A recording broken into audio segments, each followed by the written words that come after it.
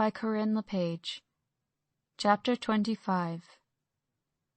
Dr. Seward's Diary. 11 October evening. Jonathan Harker has asked me to note this, as he says he is hardly equal to the task, and he wants an exact record kept. I think that none of us were surprised when we were asked to see Mrs. Harker a little before the time of sunset. We have come late to understand that sunrise and sunset are to her times of peculiar freedom, when her old self can be manifest without any controlling force subduing or restraining her, or inciting her to action. This mood or condition begins some half hour or more before actual sunrise or sunset, and lasts till either the sun is high, or whilst the clouds are still aglow with the rays of streaming above the horizon. At first there is a sort of negative condition, as if some tie were loosened, and then the absolute freedom quickly follows. Then, however, the freedom ceases. The change back or relapse comes quickly, preceded by only a spell of warning silence. Tonight, when we met, she was somewhat constrained, and bore all the signs of an internal struggle. I put it down myself to her making a violent effort at the earliest instant she could do so. A very few minutes, however, gave her complete control of herself. Then, motioning to her husband to sit beside her on the sofa, where she was half reclining, she made the rest of us bring chairs up close. Taking her husband's hand in hers, began, "We are all here together in freedom, for perhaps the last time. I know, dear, I know that you will always be with me till the end." This was to her husband, whose hand had, as we could see, tightened upon hers. "In the morning we go out upon our task, and God alone knows what may be in store for any of us. You are going to be so good to me as to take me with you. I know that all that brave, earnest men can do for a poor, weak woman, whose soul perhaps is lost. No, not yet, but is at any rate at stake. You will do. But you must remember that I am not as you are. There is a poison in my blood, in my soul, which may destroy me, which must destroy me unless some relief comes to us. Oh, my friends, you know as well as I do that my soul is at stake, and though I know that there is one way out for me, you must not, and I must not take it." She looked appealingly to us all in turn, beginning and ending with her husband. "What is that way?" asked Van Helsing in a hoarse voice. "That is that way which we may not take." "That I may die now, either by my own hand, or that of another, before the greater evil is entirely wrought. I know, and you know, that were I once dead, you could and would set free my immortal spirit, even as you did my poor Lucy's. Were death, or the fear of death, the only thing that stood in the way, I would not shrink to die here, now, amidst the friends who love me. But death is not all. I cannot believe that to die in such a case, when there is hope before us and a bitter task to be done, is God's will. Therefore I, on my part, give up here and the certainty of eternal rest, and go out into the dark where may be the blackest things that the world or the nether world holds." We were all silent, for we knew instinctively that this was only a prelude. The faces of the others were set, and Harker's grew ashen grey. Perhaps he guessed better than any of us what was coming. She continued, "This is what I can give into the hotch-pot." I could not but note the quaint legal phrase which she used in such a place, and with all seriousness. "What will each of you give? Your lives, I know," she went on quickly. "That is easy for brave men. Your lives are God's, and you can give them back to him. But what will you give to me?" She looked again questioningly, but this time avoided her husband's face. Quincy seemed to understand. He nodded, and her face lit up. "Then I shall tell you plainly what I want, for there must be no doubtful manner in this connection between us now. You must promise me, one and all, even you, my beloved husband, that should the time come, you will kill me. What is that time? The voice was Quincy's, but it was low and strained. When you shall be convinced that I am so changed that it is better that I die than I may live. When I am thus dead in the flesh, then you will, without a moment's delay, drive a stake through me and cut off my head, or do whatever else may be wanting to give me rest. Quincy was the first to rise after the pause. He knelt down before her, and taking her hand in his, said solemnly, "I'm only a rough fellow, who hasn't perhaps lived as a man should to win such a distinction, but I swear to you, by all that I hold sacred and dear, that, should the time ever come, I shall not flinch from the duty that you have set us, and I promise you, too, that I shall make all certain, for if I am only doubtful, I shall take it that the time has come." "My true friend," was all she could say amidst her fast-falling tears, as, bending over, she kissed his hand. "I swear the same, my dear Madame Mina," said Van Helsing. "And I," said Lord Godalming, each of them in turn kneeling to her to take the oath. I followed myself. Then her husband turned to her, worn-eyed, and with a greenish pallor which subdued the snowy whiteness of his hair, and asked, "And must I, too, make such a promise, O my wife?" "You too, my dearest," she said, with infinite yearning of pity in her voice and eyes. "You must not shrink. You are nearest and dearest all the world to me. Our souls are knit into one, for all life and all time. Think, dear, that there have been times when brave men have killed their wives and their womankind to keep them from falling into the hands of the enemy. Their hands did not falter any the more because those they loved implored them to slay them. It is men's duty towards those whom they love, in such times of sore trial, and oh, my dear, if it is to be that I must meet death at any hand, let it be at the hand of him that loves me best. Dr. Van Helsing, I have not forgotten your mercy in poor Lucy's case to him who loved." She stopped with a flying blush, and changed her phrase. "To him who had best right to give her peace.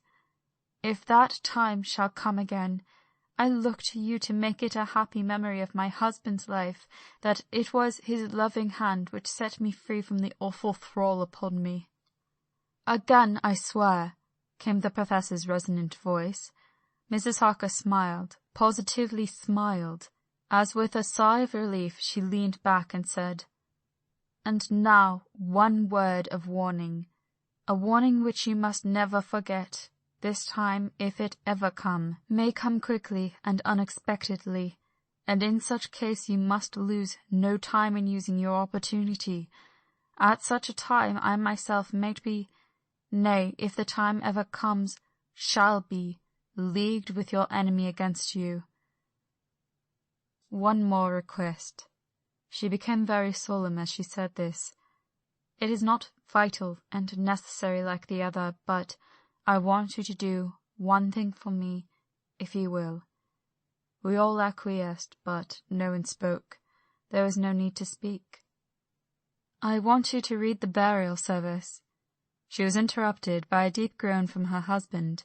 Taking his hand in hers, she held it over her heart, and continued, "You must read it over me some day.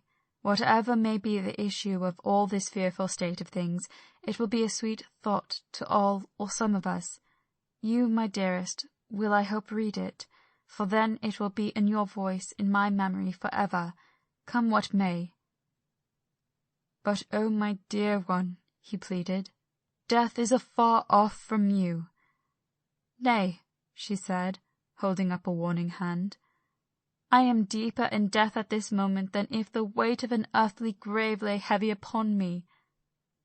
"Oh, my wife, must I read it?" he said before he began. "It would comfort me, my husband," was all she said, and he began to read when she had got the book ready. How could anyone, tell of that strange scene, its solemnity, its gloom, its sadness, its horror, and withal its sweetness? Even a skeptic, who can see nothing but a travesty of bitter truth in anything holy or emotional, would have been melted to the heart had he seen that little group of loving and devoted friends kneeling round that stricken and sorrowing lady, or heard the tender passion of her husband's voice, as in tones so broken with emotion that often he had to pause. He read that simple and beautiful service from the burial of the dead. I cannot go on, words and voice fail me. She was right in her instinct. Strange as it all was, bizarre as it may hereafter seem to us who have felt its potent influence at the time, it comforted us much, and the silence, which showed Mrs. Harker's coming relapse from a freedom of soul, did not seem so full of despair to any of us as we had dreaded. Jonathan Harker's Journal. 15 October, Varna. We left Charing Cross on the morning of the 12th, got to Paris of the same night, and took the places secured for us in the Orient Express. We travelled night and day, arriving here about 5 o'clock. Lord Godalming went to the consulate to see if any telegram had arrived for him, whilst the rest of us came on to this hotel. The Odysseus. The journey may have had incidents. I was, however, too eager to get on to care for them. Until the Tsarina Catherine comes into port, there will be no interest for me in anything in the wide world. Thank God, Mina is well, and looks to be getting stronger. Her colour is coming back. She sleeps a great deal. Throughout the journey she slept nearly all the time. Before sunrise and sunset, however, she is very wakeful and alert. It has become a habit for Van Helsing to hypnotize her at such times. At first some effort was needed, and he had to make many passes, but now she seems to yield at once, as if by habit, and scarcely any action is needed. He seems to have power at these particular moments to simply will, and her thoughts obey him. He always asks her what she can see and hear. She answers to the first, "Nothing, all is dark," and to the second, "I can hear the waves lapping against the ship, and the water rushing by. Canvas and cordage strain, and masts and yards creak. The wind is high, and I can hear it in the shrouds, and the bow throws back the foam." It is evident that Tsarina is still at sea, hastening on her way to Varna. Lord Godalming has just returned. He had 4 telegrams, 1 each day since we arrived, and all to the same effect, that the Tsarina Catherine had not yet been reported to Lloyd's from anywhere. He had arranged before leaving London that his agents should send him every day a telegram saying if the ship had been reported. He was to have a message even if she were not reported, so that he might be sure that there was a watch being kept at the other end of the wire. We had dinner and went to bed early. Tomorrow we are to see the Vice-Consul, and to arrange, if we can, about getting on board the ship as soon as she arrives. Van Helsing says that our chance will be to get on the boat between sunrise and sunset. The Count, even if he takes the form of a bat, cannot cross the running water of his own volition, and so cannot leave the ship. As he dare not change to man's form without suspicion, which he evidently wishes to avoid, he must remain in the box. If, then, we can come on board after sunrise, he is at our mercy, for if we can open the box and make sure of him, as we did of poor Lucy, before he wakes, what mercy he shall get from us will not count for much. We think that we shall not have much trouble with the officials or the seamen. Thank God, this is the country where bribery can do anything, and we are well supplied with money. We have only to make sure that the ship cannot come into port between sunset and sunrise without our being warned, and we shall be safe. Judge Moneybag will settle this case, I think. 16 October. Mina's report still the same. Lapping waves and rushing water, darkness and favouring winds. We are evidently in good time, and when we hear of the Tsarina Catherine, We shall be ready. As she must pass the Dardanelles, we are sure to have some report. 17 October. Everything is pretty well fixed now, I think, to welcome the Count on his return from his tour. Godalming told the shippers that he fancied that the box sent abroad might contain something stolen from a friend of his, and got to have consent that he might open it at his own risk. The owner gave him a paper telling the captain to give him every facility in doing whatever he chose to board on the ship, and also a similar authorization to his agent at Varna. We have seen the agent, who was much impressed with Godalming's kindly manner to him, and we are all satisfied that whatever he can do to aid our wishes will be done. We have already arranged what to do in case we get the box open. If the Count is there, Van Helsing and Seward will cut off his head at once and drive a stake through his heart. Morris and Godalming and I shall prevent interference, even if we have to use the arms which we shall have ready.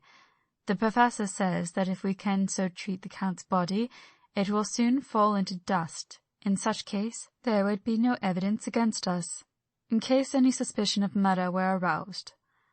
But even if it were not, it should stand or fall by our act, and perhaps some day this very script may be evidence to come between some of us and a rope.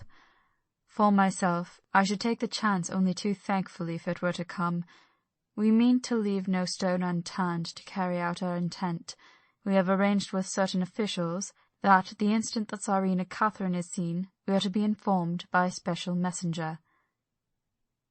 24 October. A whole week of waiting. Daily telegrams to Godalming, but only the same story. Not yet reported. Mina's morning and evening hypnotic answer is unvaried. Lapping waves, rushing water, and creaking masts. Telegram, October 24th. Rufus Smith, Lloyd's, London, to Lord Godalming, care of H.B.M., Vice-Consul, Varna. Tsarina Catherine reported this morning from Dardanelles. Dr. Seward's Diary, 25 October. How I miss my phonograph! To write a diary with a pen is irksome to me, but Van Helsing says I must. We were all wild with excitement yesterday when Godalming got his telegram from Lloyd's. I know now what men feel in battle when the call to action is heard. Mrs. Harker, alone of our party, did not show any signs of emotion. After all, it is not strange that she did not, for we took special care not to let her know anything about it, and we tried not to show any excitement when we were in her presence. In the old days she would, I am sure, have noticed no matter how we might have tried to conceal it, but in this way she is greatly changed during the past 3 weeks. The lethargy grows upon her, and though she seems strong and well, and is getting back some of her colour, Van Helsing and I are not satisfied. We talk of her often. We have not, however, said a word to the others. It would break poor Harker's heart, certainly his nerve, if he knew that we had even a suspicion on the subject. Van Helsing examines, he tells me, her teeth very carefully, whilst she is in the hypnotic condition, for he says that so long as they do not begin to sharpen, there is no active danger of a change in her. If this change should come, it would be necessary to take steps. We both know what those steps would have to be, though we do not mention our thoughts to each other. We should neither of us shrink from the task, awful though it may be to contemplate. Euthanasia is an excellent and comforting word. I am grateful to whoever invented it. It is only about 24 hours' sail from the Dardanelles to here, at the rate the Tsarina Catherine has come from London. She should therefore arrive some time in the morning, but as she cannot possibly get in before then, we are all about to retire early. We shall get up at 1 o'clock so as to be ready. 25 October noon. No news yet of the ship's arrival. Mrs. Harker's hypnotic report this morning was the same as usual, so it is possible that we may get news at any moment. We men are all in a fever of excitement, except Harker, who is calm. His hands are cold as ice, and an hour ago I found him whetting the edge of the great Gurkha knife, which he now always carries with him. It will be a bad lookout for the Count if the edge of that kukri ever touches his throat, driven by that stern, ice-cold hand. Van Helsing and I were a little alarmed about Mrs. Harker today. About noon she got into a sort of lethargy which we did not like, although we kept silence to the others. We were neither of us happy about it. She had been restless all morning, so that we are at first glad to know that she was sleeping. When, however, her husband mentioned casually that she was sleeping so soundly that he could not wake her, we went to her room to see for ourselves. She was breathing naturally, and looked so well and peaceful that we agreed that the sleep was better for her than anything else. Poor girl, she has so much to forget that it is no wonder that sleep, if it brings oblivion to her, does her good. Later, our opinion was justified, for when after a refreshing sleep of some hours she woke up, she seemed brighter and better than she had been for days. At sunset she made the usual hypnotic report. Wherever he may be in the Black Sea, the Count is hurrying to his destination. To his doom, I trust. 26 October. Another day, and no tidings of the Tsarina Catherine. She ought to be here by now. That she is still journeying somewhere is apparent, for Mrs. Harker's hypnotic report at sunrise was still the same. It is possible that the vessel may be lying by, at times, for fog. Some of the steamers which came in last evening reported patches of fog both to the north and south of the port. We must continue our watching, as the ship may now be signalled at any moment. 27 October, noon. Most strange. No news yet of the ship we wait for. Mrs. Harker reported last night and this morning as usual, lapping waves and rushing water, though she added that the waves were very faint. The telegrams from London have been the same. No further report. Van Helsing is terribly anxious and told me just now that he fears the Count is escaping us. He added significantly, "I did not like that lethargy of Madame Mina's. Souls and memories can do strange things during trance." I was about to ask him more, but Harker just then came in, and he held up a warning hand. We must try tonight at sunset to make her speak more fully when in her hypnotic state. 28 October. Telegram. Rufus Smith, London, to Lord Godalming, Care H.B.M., Vice-Consul, Varna. Tsarina Catherine reported entering Galatz at 1 o'clock today. Dr. Seward's Diary. 28 October. When the telegram came announcing the arrival in Galatz, I do not think it was such a shock to any of us as might have been expected. True, we did not know whence or how or when the bolt would come, but I think we all expected that something strange would happen. The delay of arrival at Varna made us individually satisfied that things would not be just as we had expected. We only waited to learn where the change would occur. None the less, however, was it a surprise. I suppose that nature works on such hopeful basis that we believe against ourselves that things will be as they ought to be, not as we should know they will be. Transcendentalism is a beacon to the angels, even if it be will-o'-the-wisp to man. It was an odd experience, and we all took it differently. Van Helsing raised his hand over his head for a moment, as though in remonstrance with the Almighty, but he said not a word, and in a few seconds stood up with his face sternly set. Lord Godalming grew very pale, and sat breathing heavily. I was myself half stunned, and looked in wonder at one after another. Quincey Morris tightened his belt with that quick movement which I knew so well. In our old wandering days, it meant action. Mrs. Harker grew ghastly white, so that the scar on her forehead seemed to burn, but she folded her hands meekly and looked up in prayer. Harker smiled, actually smiled, the dark, bitter smile of one who is without hope, but at the same time his action belied his words, for his hands instinctively sought the hilt of the great kukri knife and rested there. "When does the next train start for Galatz?" said Van Helsing to us generally. "At 6:30 tomorrow morning." We all started, for the answer came from Mrs. Harker. How on earth do you know? Said Art. You forget, or perhaps you do not know, though Jonathan does, and so does Dr. Van Helsing, that I am the train fiend. At home in Exeter I always used to make up the timetables, so as to be helpful to my husband. I found it so useful sometimes that I always make a study of the timetables now. I knew that if anything were to take us to Castle Dracula, we should go by Galatz, or at any rate through Bucharest, so I learned the times very carefully. Unhappily there are not many to learn, as the only train tomorrow leaves as I say. Wonderful woman, murmured the Professor. Can't we get a special? Asked Lord Godalming. Van Helsing shook his head. I fear not. This land is very different from yours or mine. Even if we did have a special, it would probably not arrive as soon as our regular train. Moreover, we have something to prepare. We must think. Now let us organize. You, friend Arthur, go to the train and get the tickets and arrange that all be ready for us to go in the morning. Do you, friend Jonathan, go to the agent of the ship and get from him letters to the agent in Galatz, with authority to make search the ship just as it was here. Morris Quincy, you see the vice-consul and get his aid with his fellow in Galatz, and all he can do to make our way smooth, so that no times be lost when over the Danube.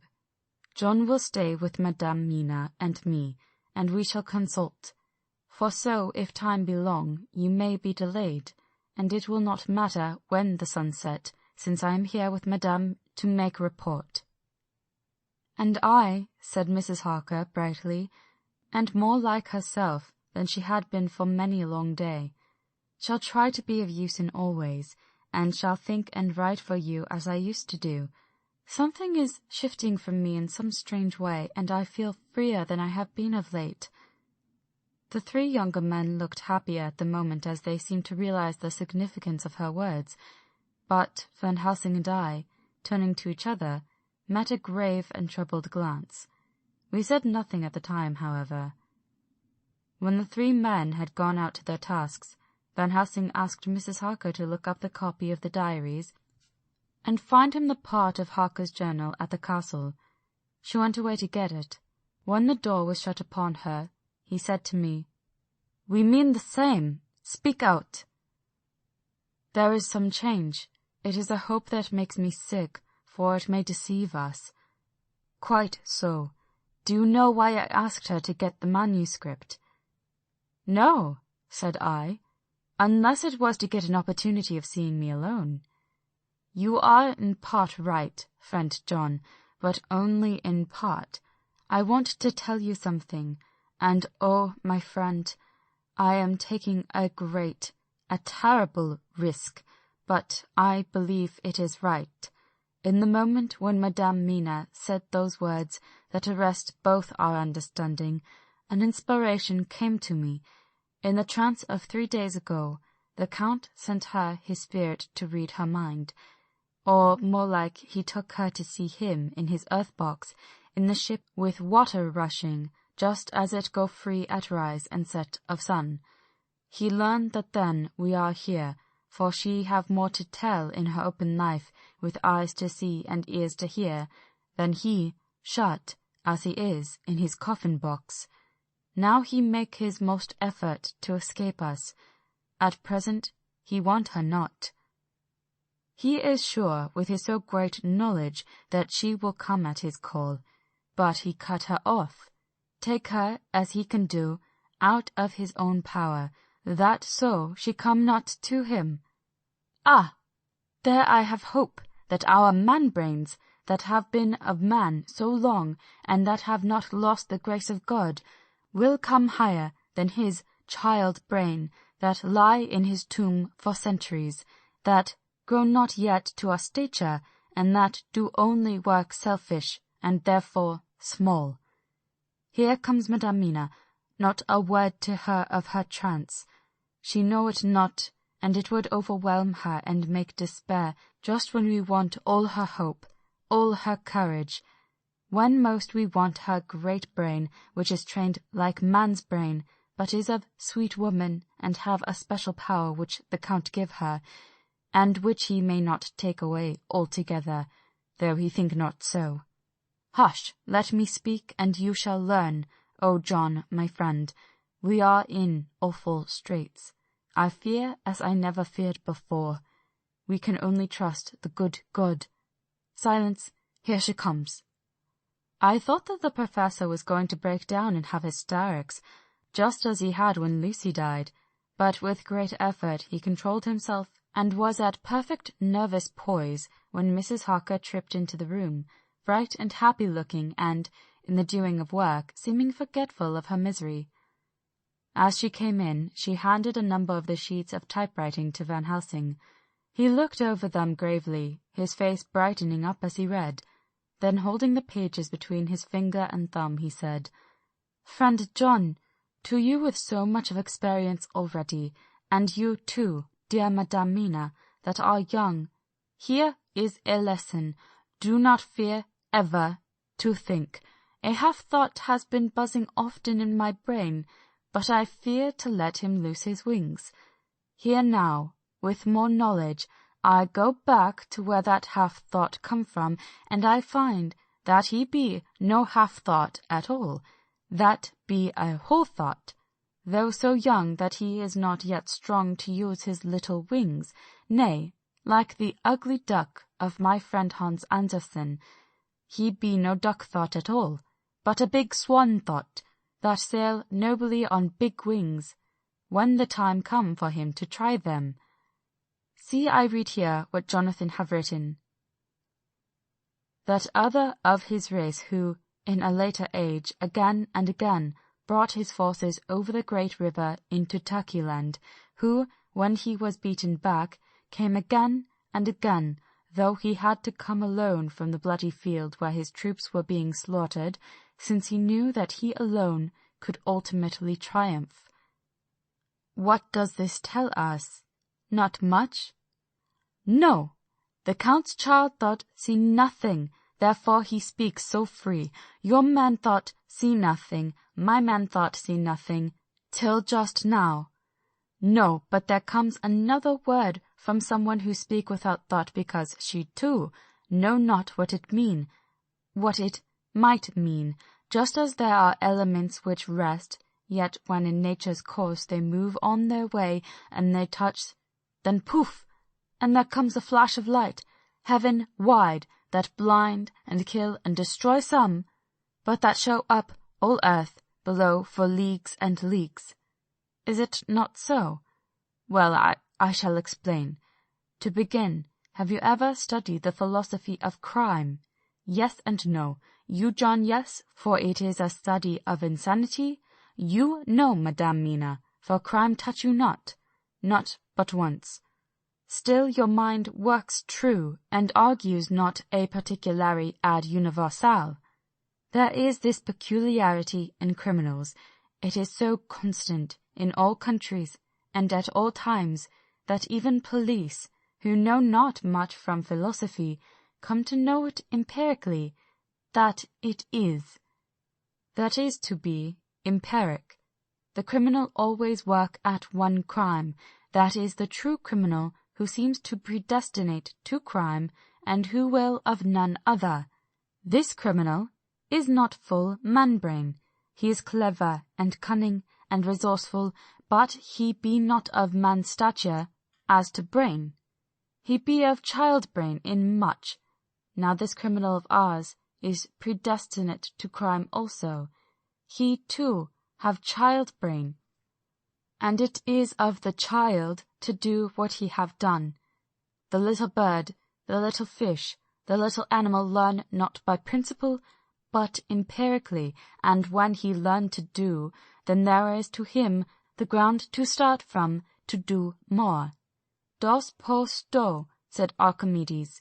Give me a fulcrum, and I shall move the world. To do once is the fulcrum whereby child-brain become man-brain. And until he have the purpose to do more, he continue to do the same again every time, just as he have done before. Oh, my dear, I see that your eyes are opened, and that to you the lightning flash show all the leaks." For Mrs. Harker began to clap her hands, and her eyes sparkled. He went on, "Now you shall speak. Tell us, two dry men of science, what you see with those bright eyes." He took her hand and held it whilst she spoke. His finger and thumb closed on her pulse, as I thought instinctively and unconsciously as she spoke. "The Count is a criminal, and of criminal type. Nordau and Lombroso would so classify him, and qua criminal, he is of imperfectly formed mind. Thus, in a difficulty, he has to seek resource in habit. His past is a clue, and the one page of it that we know, and that, from his own lips, tells that once before, when in what Mr. Morris would call a tight place, he went back to his own country from the land he had tried to invade, and thence, without losing purpose, prepared himself for a new effort. He came again better equipped for his work, and won. So he came to London to invade a new land. He was beaten, and when all hope of success was lost, and his existence in danger, he fled back over the sea to his home, just as formerly he had fled back over the Danube from Turkeyland." "Good, good! Oh, you so clever lady!" said Van Helsing, enthusiastically, as he stooped and kissed her hand. A moment later he said to me, as calmly as though we had been having a sick-room consultation, 72 only, and in all this excitement, I have hope." Turning to her again, he said with keen expectation, "But go on, go on. There is more to tell if you will. Be not afraid. John and I know. I do, in any case, and shall tell you if you are right. Speak without fear." "I will try to, but you will forgive me if I seem egotistical." "Nay, fear not. You must be egoist, for it is of you that we think." "Then, as he is criminal, he is selfish, and as his intellect is small and his action based on selfishness, he confines himself to one purpose. That purpose is remorseless. As he fled back over the Danube, leaving his forces to be cut to pieces, so now he is intent on being safe, careless of all. So his own selfishness frees my soul somewhat of the terrible power which he acquired over me on that dreadful night. I felt it. Oh, I felt it! Thank God for his great mercy. My soul is freer than it has been since that awful hour, and all that haunts me is a fear lest in some trance or dream he may have used my knowledge for his ends." The professor stood up. "He has so used your mind, and by it he has left us here in Varna, whilst the ship that carried him rushed through enveloping fog up to Galatz, where, doubtless, he had made preparation for escaping from us. But his child mind only saw so far, and it may be that, as ever is in God's providence, the very thing that the evil-doer most reckoned on for his selfish good turns out to be his chiefest harm. The hunter is taken in his own snare, as the great psalmist says. For now that he think he is free from every trance of us all, and that he has escaped us with so many hours to him, then his selfish child-brain will whisper him to sleep. He think, too, that as he cut himself off from knowing your mind, there can be no knowledge of him to you. There is where he fail. That terrible baptism of blood which he give you makes you free to go to him in spirit, as you have yet done in your times of freedom, when the sun rise and set. At such times you go by my volition, and not by his, and his power to good of you and others, as you have won from your suffering at his hands. This is now all the more precious that he know it not, and to guard himself have even cut himself off from his knowledge of our ware. We, however, are not selfish, and we believe that God is with us through all this blackness and these many dark hours. We shall follow him, and we shall not flinch, even if we peril ourselves that we become like him. Friend John, this has been a great honor, and it have done much to advance us on our way. you must be scribe and write him all down, so that, when the others return from their work, you can give it to them, then they shall know as we do. And so I have written it whilst we wait the return, and Mrs. Harker has written with her typewriter all since she brought the manuscript to us. End of chapter 25. Recording by Corinne LePage.